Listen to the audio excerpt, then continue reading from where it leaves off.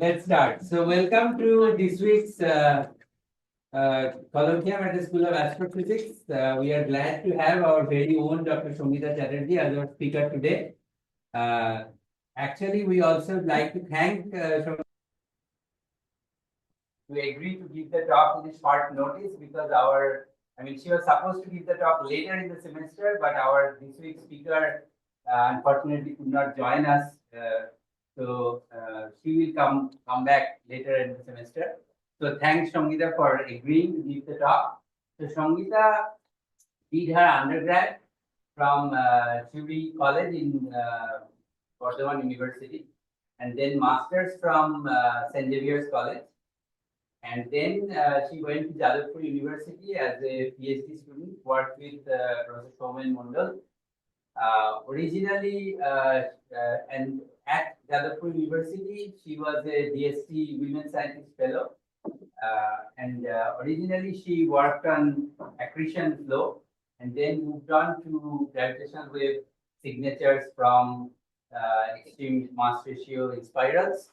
And then after finishing her PhD, Sangita then got one of the most prestigious postdoctoral fellowships in India, which is the National Postdoctoral Fellowship at Joint Presidency. And she is now continuing her work on the EMRIs as well as starting to do some new work related to AGN and stuff. So today we will hear about Sangita's work on the EMRI related topics. So Sangita. Thank you, sir. I'll briefly summarize here the work that I have done in my PhD, particularly for a binary black hole system where already an accretion disk is present. And these binary black holes are the extreme mass ratio in spiral, and their frequency lies in the millihertz frequency range. So I'll start with some basic of the gravitational wave theory and then discuss regarding their detections, and then jump into our original works. Okay.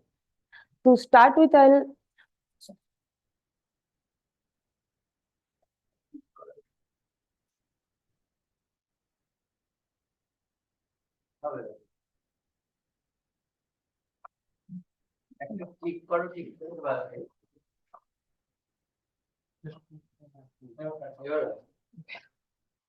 Okay, to start with, I'll start with an analogy of with the electromagnetic theory.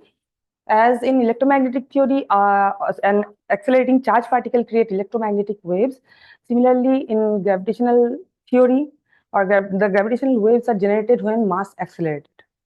The mathematically correct theory to describe the electromagnetic waves according to the special theory of relativity are the Maxwell's equations, and that for the gravitational waves are given by the general theory of relativity of Einstein, which consider gravity gravity is not a force, however, the curvature of the space-time itself. There is just a single difference here. I want to mention that the electromagnetic waves are generated due to the dipole radiation, and the gravitational wave radiations are due to the quadrupole radiation. I'll discuss about these quadrupole motions later in the slides. Einstein predicted about this gravitational wave theory in the 1916. However, this remained purely theoretical for decades. And after that, Hulse and Taylor observed a binary pulsar and measured the decrease in their binary orbital radius, and found that this is exactly same as predicted by if the system emits some gravitational wave and loses energy. And this is the first time the gravitational wave got some attention, and they actually receive a Nobel Prize for this because of these indirect detections of the gravitational wave. And in 2015, LIGO first detect binary black hole systems. And in 2017, the Newton star merger was observed, from which a gravitational wave as well as an electromagnetic signal also emitted, and which starts the multi-messenger astronomy. So when two black holes, which are much massive than our sun, rotate around each other for dozens of times in seconds, and they are so massive and they are moving so fast that they churn and squeeze the space-time around itself. And what happened? They distort the space-time, and this distortion don't stay put, that ripples outward and travel for billions of years and then pass through the Earth. And what happened? A change in the length of a 4-kilometer long LIGO arm by about 1/1000 times the photon radius. And what's the magic here? That we can detect it, and that's the essence of the gravitational wave theory. So Einstein field equation, as given in equation number 1, connect the space-time curvature with the matter energy content. This equation is very complicated. So solve this equation, we have all the people actually use the weak field limit. Since we are here on Earth, far away from the black hole, lying in the weak field regime, so we can consider our space or the detector, where the detector is lying, as the flat space-time, as a flat space-time.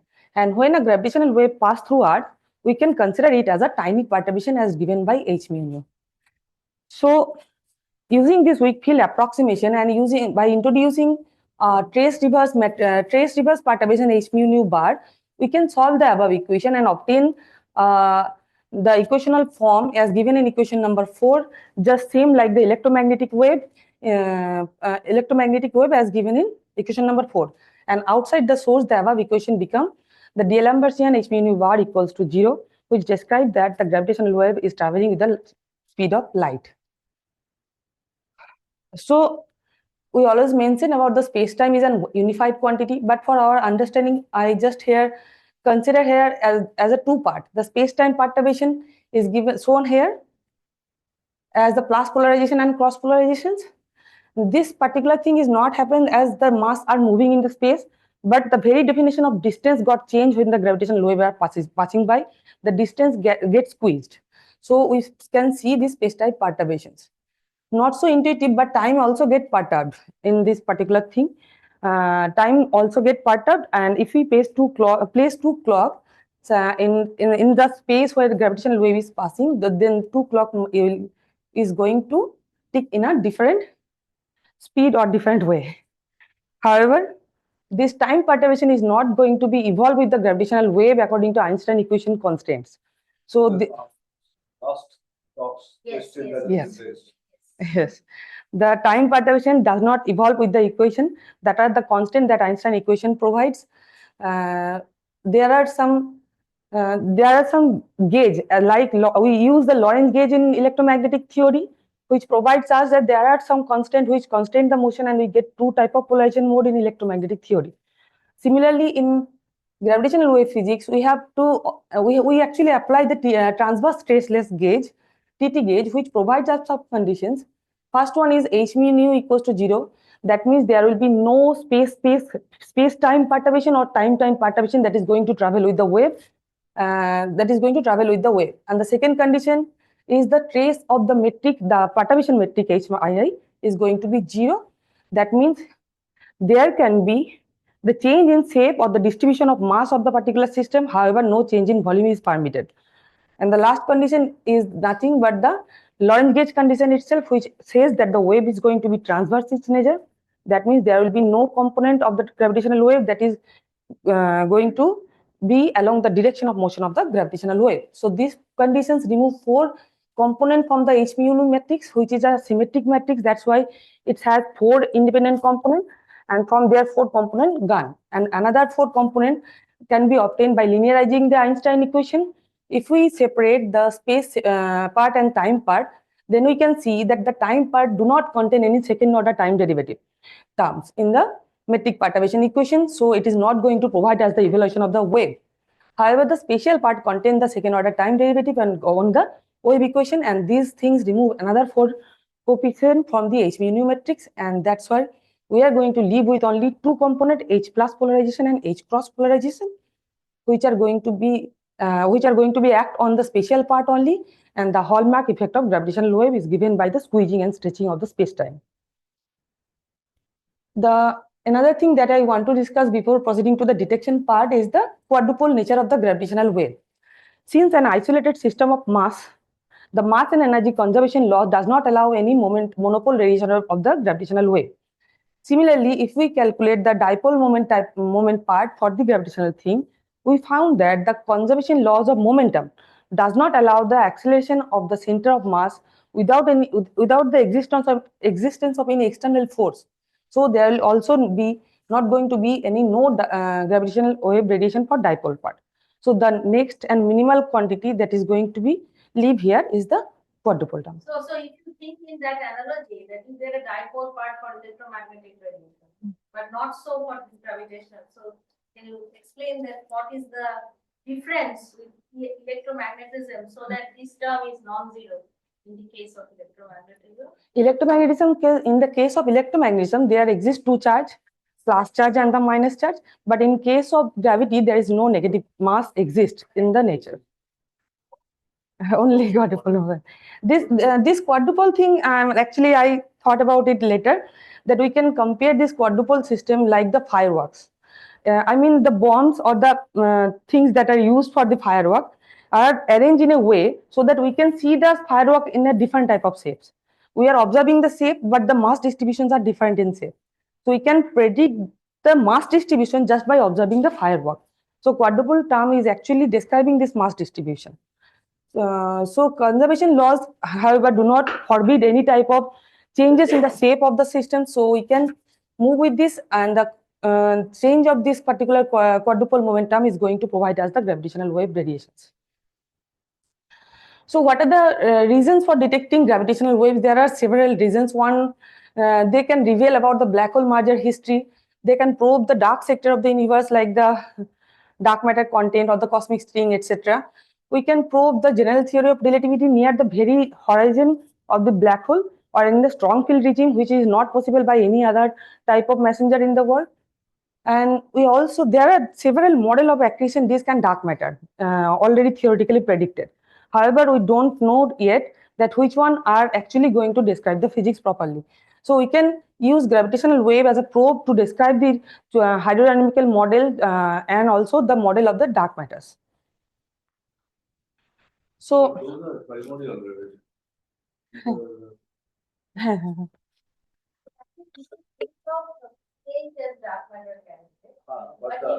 But I think she's also talking about whether if there is dark matter in the environment of the merging black holes, then that will, right? Yeah.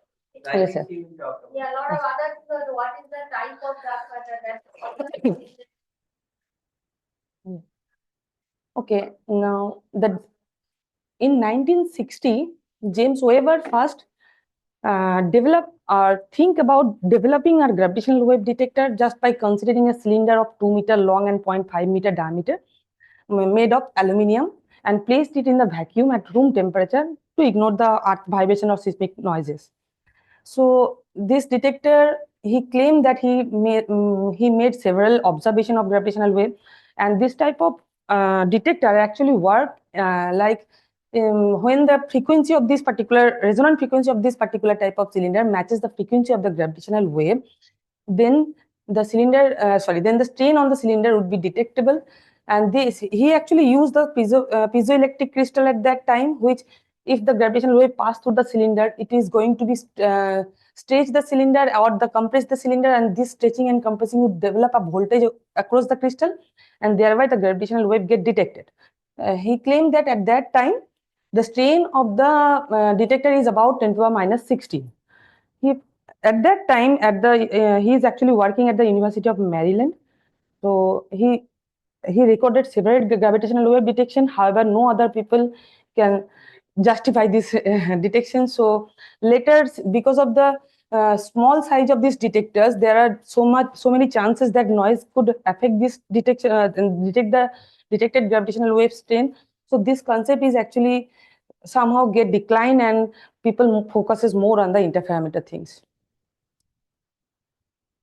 Actually, her wife, when the LIGO detect the gravitational wave, and at Washington DC, they were deciding to release a press conference. Her wife goes there and reserve. They actually reserve the first seat for her.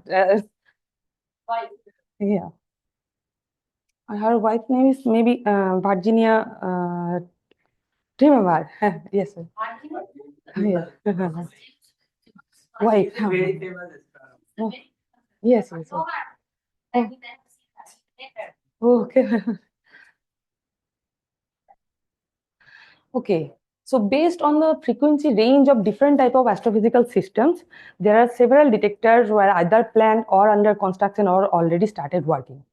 Among them, there are gravitational wave detector that target the frequency range of 10 Hz to 10 kilohertz. Then there are space-based detector, which is going to target the millihertz frequency range. Then pulsar timing arrays, which is actually going to target some of the millihertz frequency range and the nanohertz frequency range.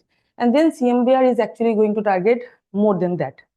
So the thing that we are going to focus on are the space-based observatory, which works in the millihertz frequency range, and the targeted audience for such type of detectors are the extreme mass ratio inspiral systems. Source. Nano. That's why there are some other like EPTA, nanograph, NPTA, etc. Okay, these are the here we predict actually. Here we show the frequency range of this LISA, Virgo, etc. So far there are more than 100 stellar binary black hole merger systems were observed. However, only one event, GW 190521, was detected with a eccentricity at 10 Hz, which is greater than 0.05. Why we didn't get any system with the eccentricity, since what could be the possible reason for the initial low eccentricity, whether the system possesses initially low eccentricity or the eccentricity got decay during the inspiral stage. The two formation channels of these binary black hole systems, one is the field formation and another one is the cluster formation. Both of the channels suggest that both of the systems possess distinctly different eccentricity when they are created. However, when we observe them by the ground-based detector at the merger stage, the eccentricity almost got decay during their inspiral stage. So we have to observe this system during their inspiral stage, which can be done by LISA. These are the prospect for LISA, that LISA can observe this system before circularization. So we can accurately measure the eccentricity of these systems and predict regarding their formation channel. However, LISA works in the millihertz frequency range, so we have to consider the astrophysical systematic that can alter the emitted gravitational wave strain along this particular range to get a more theoretically correct template for the gravitational waves. So what are extreme mass ratio in spiral? When a smaller mass compact object orbit around the central supermassive black hole, and the combination is so high that their mass ratios are in the range of 10 to the power minus 4 or higher, so that the accompanying black hole would behave like a test particle in the field of the central supermassive black hole. These extreme mass ratio in spiral systems are formed by two channels. One is the dry channel and another one is the wet channel. Dry channel, where the accretion disk does not exist and multibody scattering is the only way. Multibody scattering is the only way through which the accompanying black hole can come to the vicinity of the central supermassive black hole and the extreme mass ratio in spiral systems form. In formation of this type of channel suggests that the system would possess moderate eccentricity at the merger stage, and probability of detecting such type of EMRIs are 1 to 10 to the power 2 per year. And wet channel, where already an accretion disk present, that can provide some hydrodynamical drag and dynamical friction on the accompanying object and bring it in the vicinity of the central supermassive black hole and form an extreme mass ratio spiral system. This type of channel actually tends to be circular in the merger stage, and probability of detecting such type of extreme mass ratio spiral are 10 to 10 to the power 4 EMRI per year. Since eccentricity through both these channels are distinctly different in both the cases, so we can use the detection from LISA to predict about the formation channels of the extreme mass ratio in spiral systems. Since we mentioned that the central supermassive black hole is going to dictate the motion of the accompanying black hole, we consider here the Boyle-Enclosed coordinate system and to describe the Kerr metric as given in equation number 7. Under this equation, since the emission of the gravitational wave took away some energy and angular momentum from the system, therefore the component is going to lose its forward momentum as described by dpt d tau and dp phi d tau in equation A. Here we use the flux rate of energy and angular momentum as given by Ryan fluxes instead of the celebrated Peter-Matthews equations. since Ryan fluxes considered the leading order spin effect. No, ma'am. Ryan fluxes. No, it's okay. No. But however, these rates are actually calculated considering that the binary black holes are in the vacuum. However, in reality, there could be several other perturber present over the systems. There could be accretion disk, the dark matter, presence of other gravitating object, etc. So, considering an ideal scenario of vacuum for a binary black hole system would lead to several error in measurement of the parameters of the black hole. So, this is not actually looking like this. Instead, there present a lot of other perturber in the systems. Among these, we are first going to consider the accretion disk. Since the rest mass density of the accretion disk is quite higher comparing to the others, so probing the accretion disk with the gravitational wave become our first priority in my PhD work. Rest mass density means how dense the matter are distributed in the around the component compact object. Mass density. Okay. So far, there are several type of accretion disk model developed, like thin disk, thick disk, optically thin adapt, TCAP, etc. However, the black hole actually imposes some of the conditions for the accreting flow. Near the horizon, the flow must be supersonic, and at a large distance, the flow must be subsonic. So we consider here a mathematically correct form of the transonic flow model known as the transonic disk here. Transonic disk here the flow is subsonic far away from the event horizon, and the flow becomes supersonic when it reaches the event horizon.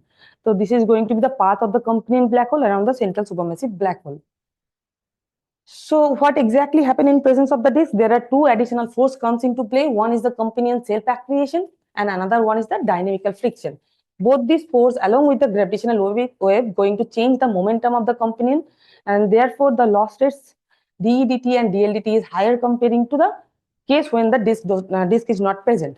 As a result, the orbital radius decreases more rapidly and collisions takes place much faster. This is the companion self-accretion.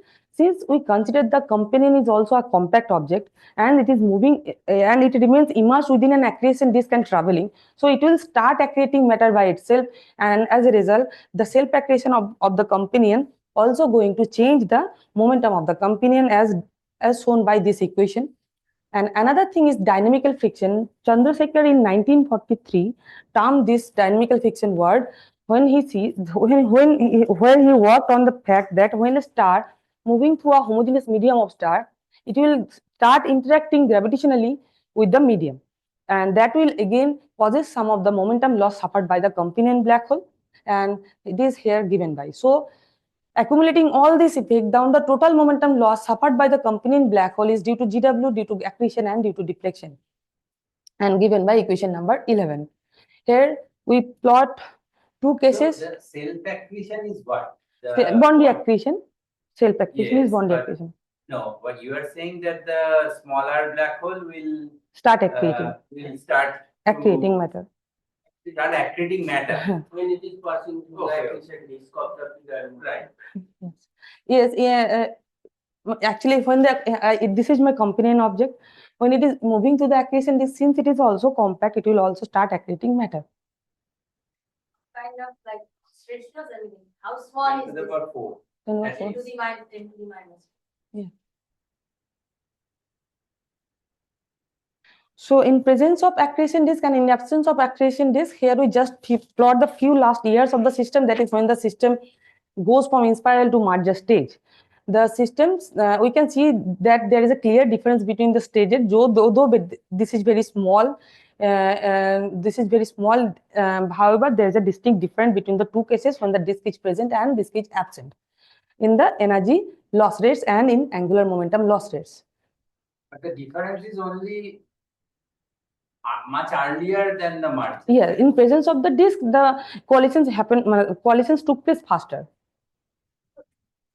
Time last year. Yeah. Time the before the merger, I mean. Before the So if merger. I say 4 years before the merger, Yes. Zero means that is the No, margin. actually, ma'am, this is merger, and after that, when it is going like this, it is actually entering the ring down stage. So not before merger, it is just a transition between Inspiral to merger stage. So don't take zero as the mark Margin. time. No. Marking it at the end, somewhere right. Zero is when it actually coalesces together. No, ma'am, no. Outside. Somewhere outside. Zero is nothing in So this is particular. zero is some Oh, zero. okay. It doesn't have zero as Zero, well zero is where it is starting. okay, going So the down. merger is happening at about 5 years. or 5 something. year or yes. That's the time. What is the dashed line? Oh, this dash line. Yeah. This is where actually I predict here how the system is going to enter from Inspirals to merger stage at which locations. That's why. So that dashed line is the starting of the merger. Yes. Somehow. What is the definition of Yeah. from inspiral to merger? Okay, two binary black hole when they are far away from each other, just started rotating around each other. That is the inspiral stage. And when the two black hole entering each other event horizons, that is the merger stage. Event horizon. When they are entering each other's event horizon, but that is still like 1 year before the merger is happening. Yes. So then there is a No, it actually, difference of sir, actually this depends on the mass ratio. Right. Yeah. Here, for this picture, I actually consider an intermediate mass ratio in spiral. The smaller is within the Schwarzschild radius of the bigger black hole. Yes. Then there is no accretion disk there. No, there will be no accretion disk there. But before at that stage, when it is passing to the accretion disk, it already accumulated the phase shift. So sorry, maybe I'm missing something, but then you are saying that there is a ratio of 10 to the 4, right? 10 to the minus 4. That is for the extreme mass ratio in spiral. For then their sizes of event horizons will look quite different. Quite different. So then, isn't it that one of them will enter the event horizon of the other before, or? No. It is like the another particle is moving and just entering the event horizon of the central black hole. Small one is entering the event horizon of this. See, there is a 10 to the 8 solar mass black hole. Its event horizon is 3 times 10 to the 8 kilometers. Correct. So then, within that radius, when it is entering, that's the beginning of the merger. So, but then there is no accretion disk there, or not? Yes. No, but there will be no whatever accretion disk happens there. before that. Okay. Okay, here I actually plot the torque on the accompanying black hole by varying different type of parameter of the accretion disk. Like for example, in this figure, I vary the accretion rate and find that with increasing accretion rate, the torque on the companion also increases. In this figure, I consider the retrograde and prograde motion of the disk and found that for retrograde orbit, the torque on the companion are higher comparing to the direct orbit or the prograde orbit. In this figure, I consider different eccentric orbit. For higher eccentricity, obtain higher torque on the companion of the component black hole. So once we get the energy difference and angular momentum differences and obtaining the gravitational wave frequency, by integrating it, we can get the phase accumulated by the companion black hole. And we can obtain the phase difference between these two cases, that is in the presence of the disk and in the absence of the disk, and obtain this phase shift accumulated by the accompanying black hole, considering two different cases. Now, whether this phase shift is going to be detectable by the LISA detector or not are going to be determined the signal to noise ratio given in the equation number 12. This is the signal to noise ratio equation for the LISA. If the value of this signal to noise ratio is greater than 8, only then this phase shift delta phi is going to be detectable. So when you are integrating it, what are the times you are taking? Okay, sir. For integration, you are saying about this equation, sir? No. T0 and how you are considering which T1 and T2. Okay, this depends on when the system is entering the LISA range. After that, what is the time and what are the respective frequency of the system that it pauses when it enters the LISA frequency range? No, I'm saying that in both cases, Hmm. your is R1 and R0 are fixed. Yeah. For no disk and without with No, disk. sorry, sir. These are not going to be the same. Since in presence of the disk, there will be more decay in the orbital radius. So this is my mistake that I don't denote it. Prime and Yes, yes, yes, yes. What decide those? The losses in energy and angular momentum, Some fraction, I mean, how much? very Losses, low. but Very small differences are there, but there are differences. how does know what is the value of R naught and what is the value of R? What is in the If I have structure? yeah. Okay, What R. you understand? If you start from some R1 distance from the, let's say, massive black hole, it will move faster if I have a accretion disk. It will move slower towards the Comparing disk, slower. however, if I don't. Hmm. Now, if I want to calculate the phase shift Hmm. between these two, Hmm. then how I am going to compare? Saying that Okay, I got it, sir. So at a particular radius or at a particular distance, what are the energy and angular momentum of the system that it possesses? That what we calculate, and then calculate this delta. Then they calculate this phase differences.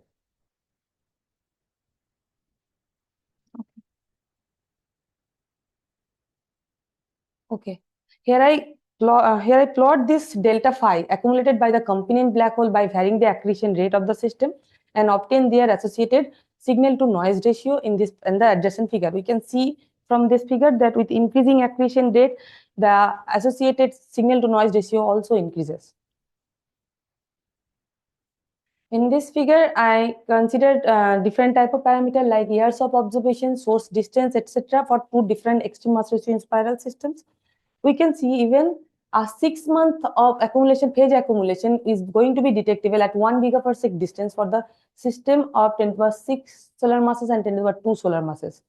However, for 10 to the power 5 and 10 to the power 1 solar mass, we can observe the phase shift of about 1.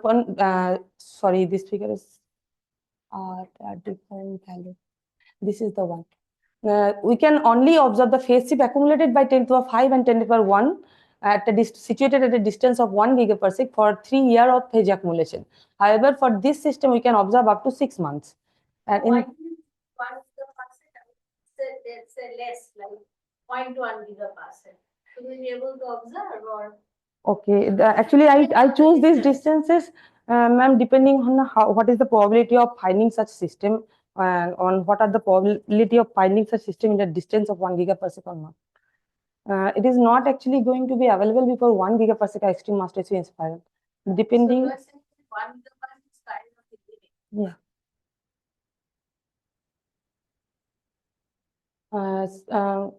Okay. Okay, here I plot what are the amount of eccentricity that the system would possess when it enter the Lisa frequency band.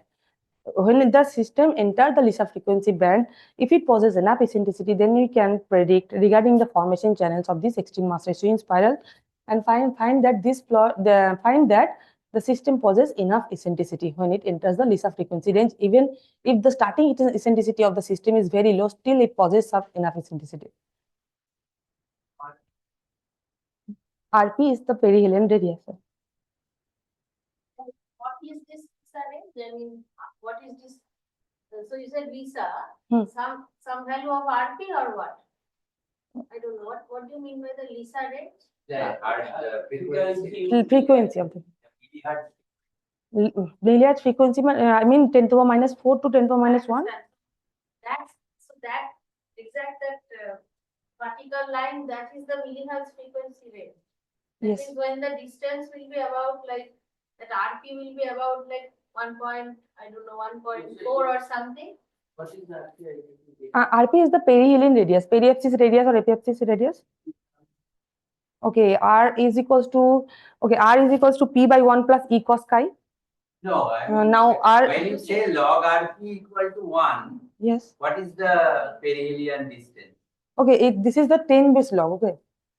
Okay, so that means 10 in what? Parsec, kiloparsec, gigaparsec, what is the No, all of these things are done in case of the Schwarzschild area, sir. 10 short children? 10 Schwarzschild. Yes, Schwarzschild. Hmm. And that's when, like, yeah. So log RT when it's about 1.4, you are saying, and at that radius, you have the frequency range of lesion. Yes, sir. Okay, we also compare the phase shift that we have obtained for the transonic accretion disk model with another accretion disk model given by Sakura and Sunaev. Sakura and Sunaev disk model, known as the standard accretion disk model, and found that our phase shift is comparatively higher from the Sakura Sunaev disk model, and so as the detection probability also increases. So from this chart, we also can understood that the gravitational wave is sensitive to the chosen hydrodynamical model of the accretion disk, and thereby we can probe the nature of the accretion disk just by observing the accumulated phase shift by the accompanying black hole. What are the patterns? No, ma'am, I didn't use the Sakura Sunaev disk model. These are the work that the people done. I just did this and compare it.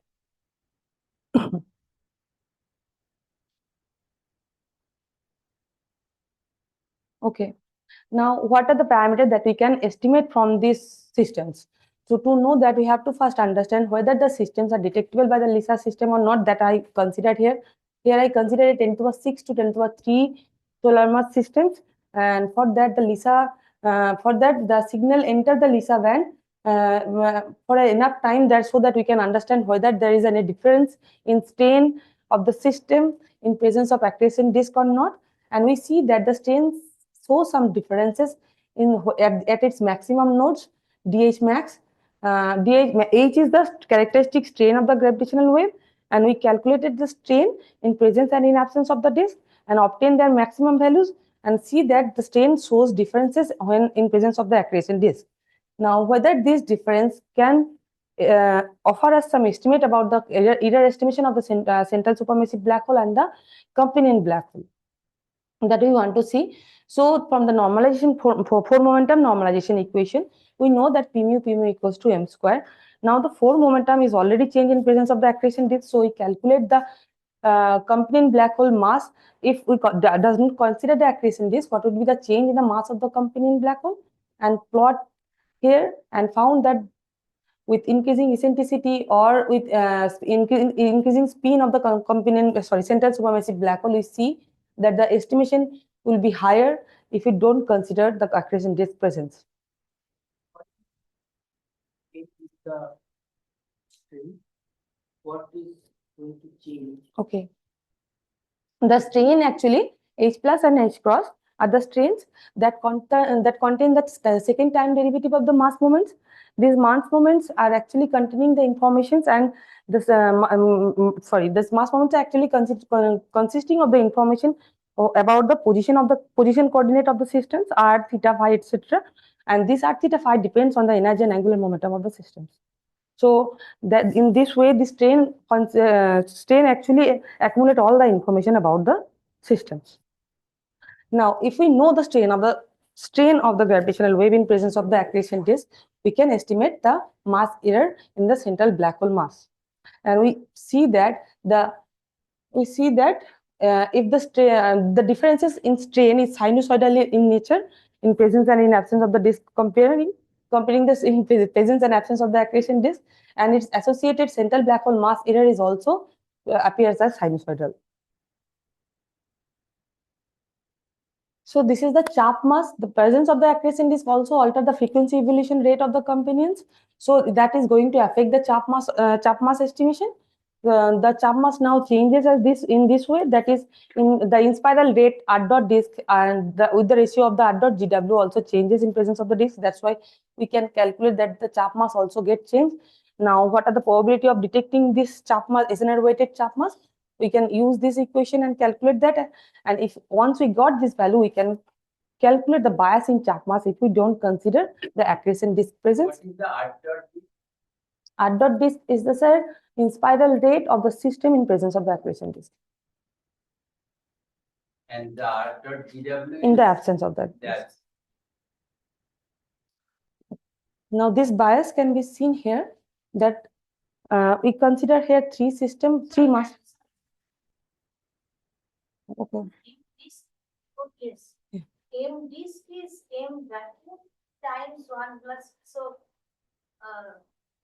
what is M disk? That's M the disk mass is of the Chap mass. Chap mass.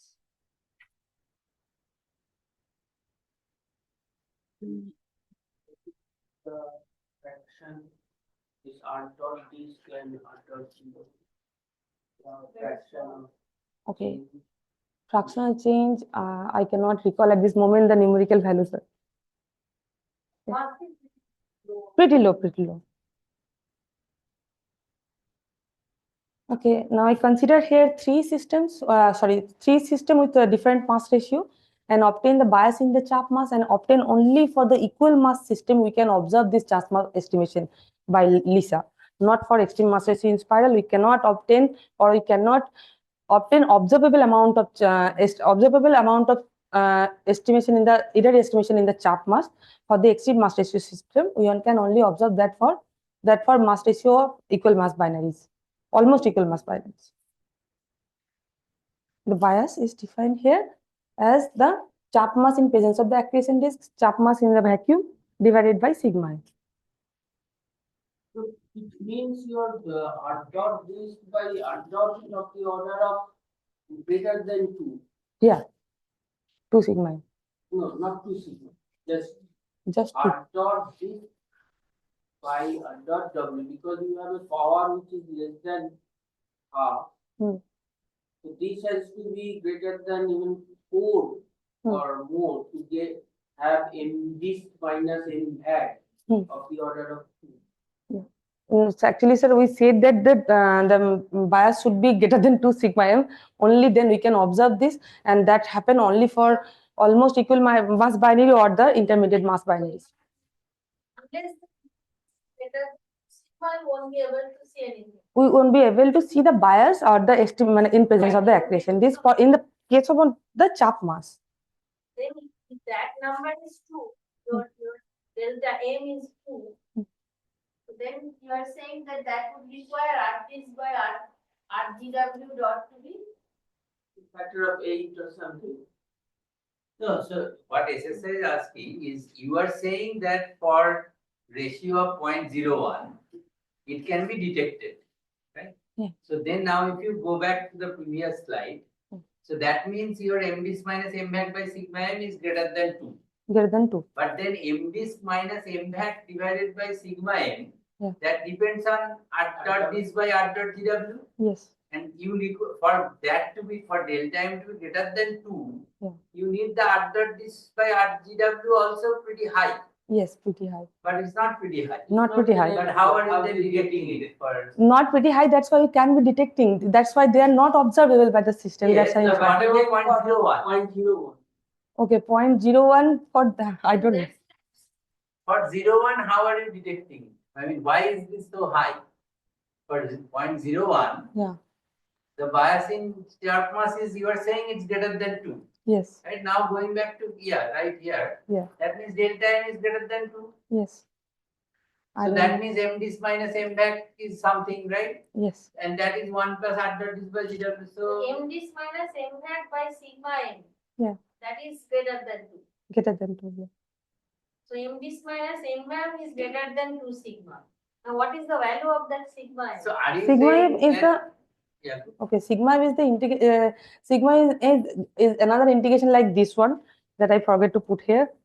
So that is also going to be integrate between the minimum frequency and the maximum frequency of the system when it is lying within the LSR. Let's say R dot disk by R dot GW is just 1.001. Yeah. Will you still be able to detect? Will the delta M still be greater than 2? No, I think it is not going So to. then we need to talk about this thing. Yes. Go ahead. Yes. Okay, so what are the outcome of my PhD work? That we can, by including gas or like dynamical effect or any other and astrophysical systematics, we can precisely calculate the loss rates and estimate the black hole parameter by observing the gravitational wave signals. And we can also constrain the gravitational wave profile we can also predict about the accretion physics as the gravitational profile remarkably vary with the chosen hydrodynamical model of the flow. Thus, gravitational wave can serve as a probe to study the nature of the accretion disk. We also can provide some astrophysical insight just by observing the wet MRI and dry MRI, as we can see the eccentricity of the system when it enters the detector's range. And we can also improve our black hole parameter estimation by avoiding different systematic errors. Okay, so to summarize, this work demonstrates that gravitational waves are not just the clean signal of compact binaries, but also sensitive messengers of the environment in which they are evolving. By incorporating the effect of accretion disk or dark matter or the tidal disruption, etc., we can improve our understanding of the galactic nuclei and define the gravitational wave data analysis. Okay.